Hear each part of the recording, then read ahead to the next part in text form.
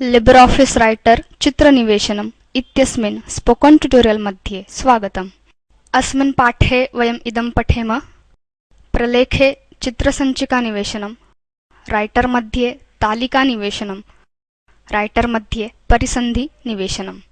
अत्र वयम् operating system त्वेन उबुन्तु लिनक्स 10.4 लिब्रियोफिस सम्पुट संस्करणं 334 च उपयुञ्ज्महे। लिब्रियोफिस राइटर मध्ये चित्रसञ्चिका निवेशनं कथम् इति पाठेन आरभामहे। अस्माकं resume.odt सञ्चिकाम् उद्घाटयामः। प्रलेखे चित्रं निवेशयितुं प्रथमं resume.odt प्रलेखं नुदतु। अधुना मेनु बार मध्ये इन्सर्ट् पर्यायं नुदतु, ततश्च पिक्चर नुदतु, अन्ते च फ्रॉम् फिले पर्यायं नुदतु। भवान् पश्यति यत् इन्सर्ट् पिक्चर इति संवादपिटकः आविर्भूतः। अधुना यदि स्वस्य सिस्टम् मध्ये चित्रं रक्षितम् अस्ति तर्हि लोकेशन क्षेत्रे सञ्चिकानाम लिखित्वा तत् चिनोतु। यदि रक्षितं नास्ति तर्हि उत्सर्गेण उपपन्नेभ्यः चित्रेभ्यः वयम् एकं निवेशयेम।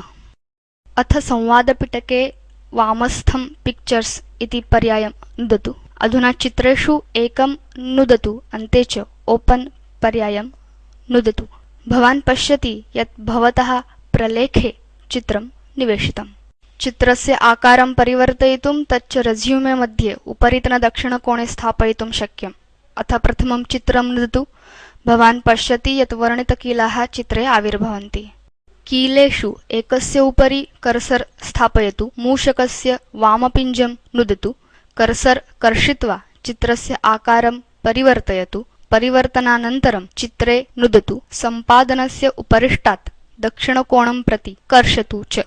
क्लिपबोर्ड अथवा स्कैनर अथवा वीथिकाम् उपयुज्य चित्रनिवेशनं कर्तुं शक्यम्। अग्रे राइटर मध्ये तालिका निवेशनं कथम् इति पठामः। लिब्रियोफिस राइटर स्था तालिका उपयोक्तारं सूच्यांशं सारणीबद्धं कर्तुं समर्थीकरोति। प्रलेखे तालिकां निवेशयितुं भवान् टूलबार मध्ये टेबल चित्रकं नुदतु। तालिकायाः आकारं चिनोतु च, अथवा इदं भवान् मेन्यु बारस्थ इन्सर्ट् पर्यायेण कर्तुं शक्नोति। एजुकेशन डिटेल्स् शीर्षकस्य अधः तालिकां निवेशयितुं तत् शीर्षकस्य अधः कर्सर स्थापयतु। अधुना मेन्यु बार मध्ये इन्सर्ट् पर्यायं नुदतु, ततश्च टेबल्स् पर्यायं नुदतु। इदं कतिपय क्षेत्रयुतं संवादपिटकम् उद्घाटयति। नेम क्षेत्रे तालिकायाः नाम रेज्यूमे टेबल इति कुर्मः। साइज़ शीर्षकस्य अधः कॉलम्न्स् क्रमाङ्कः 2 स्थापयामः। रोव्स क्षेत्रे ऊर्ध्वबाणं नुदतु। रोव्स क्रमाङ्कः 4 इति वर्धयतु। इत्थं भवान् कॉलम्न्स् तथा च रोव्स इति अनयोः ऊर्ध्वतनम् अधस्तनं च बाणम् उपयुज्य तालिकायाः आकारं वर्धयितुं न्यूनीकर्तुं वा शक्नोति। अधुना संवादपिटके ऑटो फॉर्मेट् पिञ्जं नुदतु। इदं नूतनं संवादपिटकम् उद्घाटयेत् यत्र भवान् यदृच्छया तालिका प्रारूपं चेतुं शक्नोति। राइटर प्रारूपं चेतुं विविध पर्यायान् प्रददाति। वयं फॉर्मेट् मध्ये नोने पर्यायं नुदामः, ततश्च ओके पिञ्जं नुदामः। पुनः ओके पिञ्जं नुदतु। भवान् पश्यति यत् स्तम्भद्वययुता तालिका पङ्क्ति चतुष्टयं च शीर्षकस्य अधः निविष्टम्। अधुना वयं तालिकायां यं कमपि सूच्यांशं कोष्टकप्रारूपे लेखितुं शक्नुमः। यथा प्रथमपङ्क्त्याम् एकं कक्षं नुदतु, तालिकायाः च प्रथमस्तम्भं नुदतु। वयमत्र सेकेण्डरी स्कूल एक्जामिनेशन टङ्कयामः। अधुना समीपस्थं कक्षं नुदतु। 93% लिखतु च। इत्थम् इदं दर्शयति यत् रमेशः माध्यमिकशालीय परीक्षायां 93% गुणान् प्राप्नोत्। इत्थमेव वयम् अग्रिम शैक्षणिकवृत्तं तालिकायां टङ्कयितुं शक्नुमः। यस्मिन् वयं सेकेण्डरी स्कूल एक्जामिनेशन टङ्कितवन्तः तस्य कक्षस्य अधस्तनकक्षं नुदतु। अत्र वयं हायर सेकेण्डरी स्कूल एक्जामिनेशन इति लिखामः। समीपस्थे कक्षे च 88% इति लिखामः। अग्रिमकक्षम् अभिगन्तुं तृतीयपङ्क्त्यां प्रथमकक्षं नुदतु, अथवा कक्षात् कक्षं प्रति नेतुं भवान् टैब कीलं नुदितुं शक्नोति। अथ टैब नुदतु। ग्रेजुएशन टङ्कयतु। समीपस्थे कक्षे 75% गुणान् टङ्कयतु। अन्ते अन्तिमपङ्क्त्यां प्रथमकक्षे वयं पोस्ट ग्रेजुएशन इति शीर्षकं टङ्कयामः, समीपस्थे कक्षे च 70% इति। वयं पश्यामः यत् रेज्यूमे मध्ये तालिका शैक्षणिकवृत्तेन सह आविर्भवति। तालिकायाः अन्तिमकक्षे कर्सर स्थापयामः। अधुना वयम् अधिकपङ्क्तिं योजयितुम् इच्छामः चेत् तालिकायाः अन्तिमपङ्क्तेः अधः कीलफलके टैब कीलं नुदतु। भवान् पश्यति यत् नूतनपङ्क्तिः निवेशिता। तालिकायाः वामभागे वयं प्राप्तं पदवीं PhD इति टङ्कयामः। दक्षिणभागे च प्राप्तान् गुणान् 65% इति टङ्कयामः। अथ वयं पश्यामः यत् बाणे अन्तिमकक्षे स्थापिते सति एकस्याः अधः अन्यां नूतनपङ्क्तिं योजयितुं टैब कीलः बहु उपयुक्तः भवति। टैब Shift + टैब च उपयुज्य तालिकायां कक्षं कक्षं प्रति सञ्चरणं शक्यम्। ऑप्टिमल कोलम्न विड्थ इति पर्यायः तालिकायाः अन्यत् वैशिष्ट्यं यत् तत् स्वतः एव कक्षस्य विषयानुगुणं स्तम्भविस्तारं समीकरोति। तालिकायाः द्वितीये अथवा दक्षिणभागस्थ स्तम्भे एनं विशेषम् अन्वेतुं प्रथमं द्वितीये स्तम्भे कुत्रापि कर्सर नुदतु, स्थापयतु च।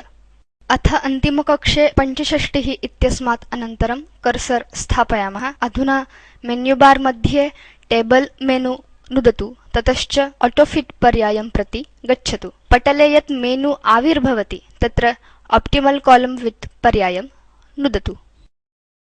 भवान् पश्यति यत् स्तम्भविस्तारः स्तम्भस्थकक्षस्य विषयानुगुणं स्वयमेव समीभवति। कस्यापि स्तम्भस्य कृते इदं तथैव कर्तुं शक्यम्। तालिकायाः कृते विविधप्रकारकसीमाः विन्यासयितुं शक्याः। तालिकायां सर्वथा सीमाः न स्युः, अन्तःसीमाः स्युः अथवा बहिर्सीमाः भवितुम् अर्हन्ति।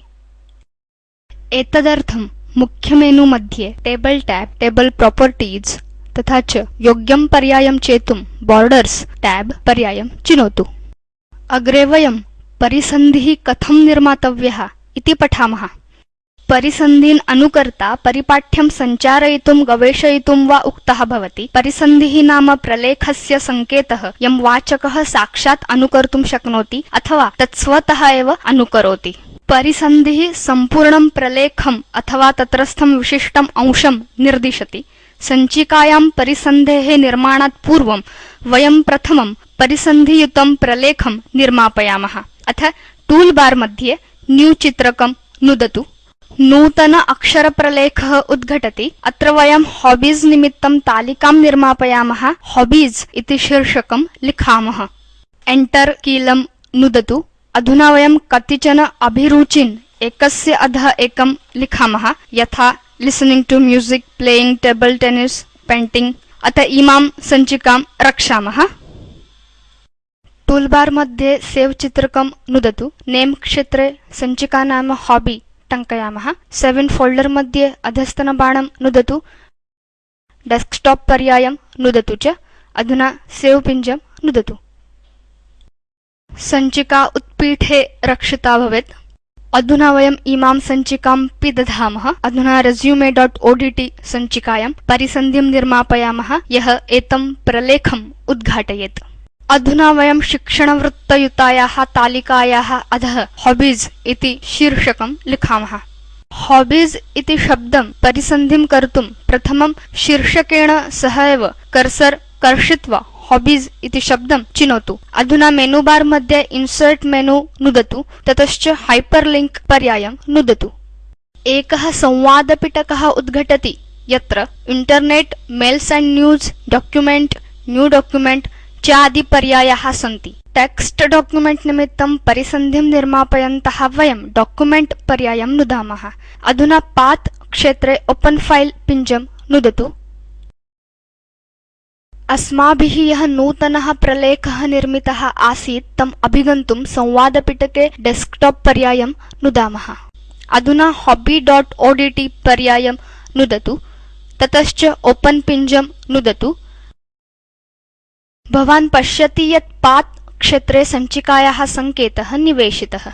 अप्लाई क्षेत्रे नुदतु, ततश्च क्लोज़ पिञ्जं नुदतु। भवान् पश्यति यत् हॉबीज शब्दः अधोरेखितः नीलवर्णितः च अस्ति, अतः असौ शब्दः अधुना परिसन्धिः अस्ति।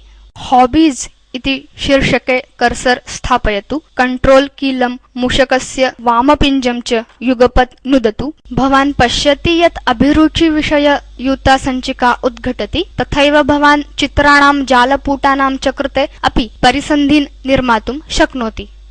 अत्र लिब्रियोफिस राइटर विषयकं स्पोकेन ट्यूटोरियल समाप्यते। अस्माभिः पठितं संक्षेपेण प्रलेखे चित्रसञ्चिका निवेशनं, राइटर मध्ये तालिका निवेशनं, राइटर मध्ये परिसन्धि निवेशनम्। व्यापिका परीक्षा practice.odt उद्घाटयतु। सञ्चिकायां चित्रं निवेशयतु। स्तम्भद्वयेन पङ्क्तित्रयेण च युतां तालिकां निवेशयतु। यदा भवान् सञ्चिकास्थं चित्रं नुदति तदा www.google.com जालपुटम् उद्घाटयितुं परिसन्धिं निर्मातु। अस्मिन् सन्धाने उपलब्धं चलच्चित्रं पश्यतु। इदं स्पोकेन ट्यूटोरियल प्रकल्पं संक्षेपयति। यदि भवत्सविधे उत्तमं बैण्डविड्थ नास्ति तर्हि अवारोप्य भवान् द्रष्टुं शक्नोति। वयं स्पोकेन ट्यूटोरियल्स् उपयुज्य कार्यशालाः आयोजयामः। वयं ऑनलाइन परीक्षाम् उत्तीर्णेभ्यः प्रमाणपत्रम् अपि दद्मः। अधिकज्ञानार्थं contact@spoken-tutorial.org इत्यत्र लिखतु। स्पोकेन ट्यूटोरियल इति टॉक टू अ टीचर प्रकल्पभागः, यः national mission on education through ICT MHRD Bharata सर्वकारेण सहायीकृतः। अस्य अधिकज्ञानं spoken-tutorial.org/nmeict-intro इत्यत्र उपलभ्यते। एतत् पाठार्थं घाग नन्दिन्या योगदानं कृतं। सम्पर्कार्थं धन्यवादाः।